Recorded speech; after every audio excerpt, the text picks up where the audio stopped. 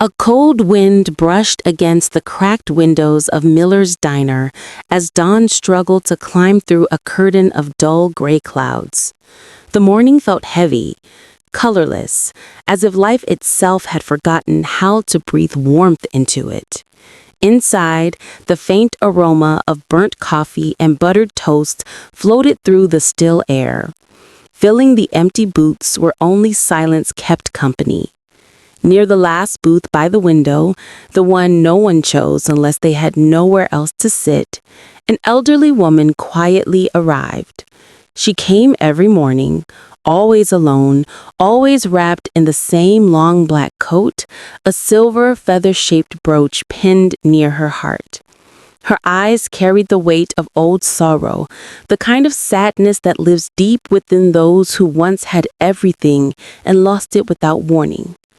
Her name was Eleanor Hayes, and though she rarely spoke, her presence told stories words could never hold. Every morning, one person noticed her. Mara Weaver, a young waitress barely managing to get by, but still finding reasons to smile. Unlike most who worked there for a paycheck, Mara came searching for something else. Maybe faith in the goodness she still wanted to believe existed. Life had been hard on her. She had grown up with very little, lost her parents too early, drifted through foster homes, and by 26 survived on tips that could barely pay for rent. Yet she carried a heart that refused to turn bitter.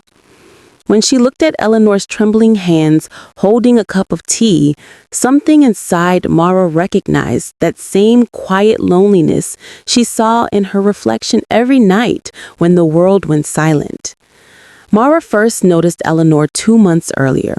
The old woman always ordered the same thing, a small pot of tea and dry toast, counting coins one by one from a worn purse. Her hands shook as if the years had carved tremors into her bones. Most customers ignored her. Some offered pitiful glances. But Mara felt drawn to her, not out of curiosity, but empathy.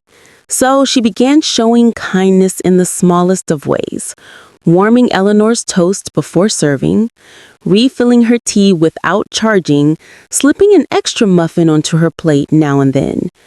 Eleanor would try to refuse, embarrassed, but Mara would smile and say, "It's a diner promotion, ma'am." Both knew it wasn't true, but neither said a word. Their unspoken friendship quietly grew through gestures that spoke louder than conversation. Over time, Mara learned small things about Eleanor, how she loved reading by lamplight, once lived near the ocean, and used to smile much more.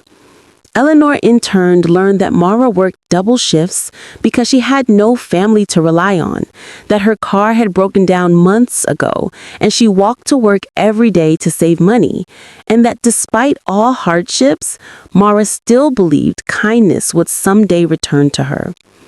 Yet Eleanor never mentioned her own past, never spoke of family, of what she once had, or who she used to be. It was as if she had quietly erased entire chapters of her story. Then one cold morning, Mara noticed Eleanor sitting with red, swollen eyes. She had been crying. When Mara softly asked if everything was okay, the old woman whispered a confession that broke her heart. She had been evicted from her apartment and had nowhere left to go. That night, she planned to sleep at a bus station. Mara didn't even think. Without hesitation, she reached across the table and took Eleanor's frail hands into hers. "You're not sleeping there," she said quietly. Mara had little, no savings, no extra room, barely enough food. But her heart couldn't let this woman fade into the cold. That evening, after her shift ended, Mara walked Eleanor home. Not to the bus station, but to her own tiny apartment. She cleared space in her bedroom, gave Eleanor her own bed, and slept on the couch. For the next week, she shared her meals, washed Eleanor's clothes, and helped her fill out assistance forms. Eleanor often wept softly, asking, "Why are you doing this, child?" And every time, Mara gave the same gentle answer. Because no one helped me when I needed it, but I always believed someone would, someday. A week later, Eleanor didn't come to the diner. Then another day passed, and another. Mara's heart grew restless with worry. On the third evening, she rushed home after her shift, only to find the room empty. The bed was neatly made. Eleanor's things were gone. Only a note remained on the pillow. It read, "Thank you for giving me back hope. Eleanor." No address, no phone number, no explanation. Days turned into weeks, and the ache in her chest only deepened. She called hospitals, shelters, even local charities, but no one had seen her. Eventually, she began to believe Eleanor was gone forever. Then, one quiet Tuesday morning, everything changed. It was a slow day at the diner. Mara was wiping down tables when a convoy of black SUVs stopped outside. 4 men in dark suits stepped out, their movements sharp, deliberate. Bodyguards, clearly. Behind them followed 2 lawyers in long coats. The diner fell silent as they entered, their presence slicing through the air. One of the lawyers scanned the room before asking, "Is there a Mara Weaver here?" Mara froze, confused. "Yes, that's me." The lawyer nodded politely. "Miss Weaver, we've been instructed to escort you somewhere. Please come with us." A wave of fear mixed with curiosity washed over her. The other customers whispered, some suspicious, some intrigued. But something deep inside Mara told her to follow. Within minutes, she was seated in the back of an SUV, watching the world outside transform. Old streets replaced by grand mansions, iron gates, and pristine gardens. They stopped before a massive estate surrounded by tall trees and quiet snow. Inside, soft piano notes drifted through the hall. The lawyers led her into a sunlit room with tall windows overlooking a frozen garden. And there, sitting gracefully in a lavender dress, her silver brooch catching the light, was Eleanor Hayes. Mara gasped. Eleanor looked radiant, alive in a way Mara had never seen.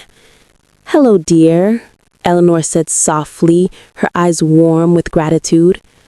For a long moment, Mara couldn't speak. Then Eleanor explained everything. She wasn't homeless, not anymore, and not ever truly poor. She was the sole heir of Hayes International, one of the largest private investment companies in the country. She had disappeared 2 years earlier after losing her husband and only son in a tragic accident. The grief had consumed her so deeply that she walked away from her fortune, from her name, from the entire world. She wanted to see whether kindness still existed, whether humanity could still touch her heart without the shadow of her wealth standing in the way. And that was when she met Mara, a stranger who offered everything she had, even when she had almost nothing. Eleanor took Mara's hands gently, tears glistening in her eyes. "I do not need a maid. I don't need a nurse. I need a heart I can trust. I want you by my side, Mara, not as an employee, but as family. Everything I have will one day be yours, not because of blood, but because of love. You reminded me why life is still worth living." Mara's vision blurred with tears. For years, she had felt invisible, forgotten by the world. But now she realized that one act of compassion had rewritten both their destinies. They embraced like 2 souls who had been searching for each other through the long corridors of loneliness.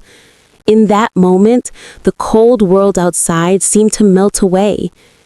Sometimes, the universe doesn't send miracles wrapped in gold. It sends them in ordinary people doing small, extraordinary things. Mara's kindness didn't just change Eleanor's life. It reminded her that even after loss, love can still find a way home. And maybe that's the quiet truth of life, that no act of kindness is ever wasted. You never know whose heart you might touch or whose story you might heal simply by choosing to care.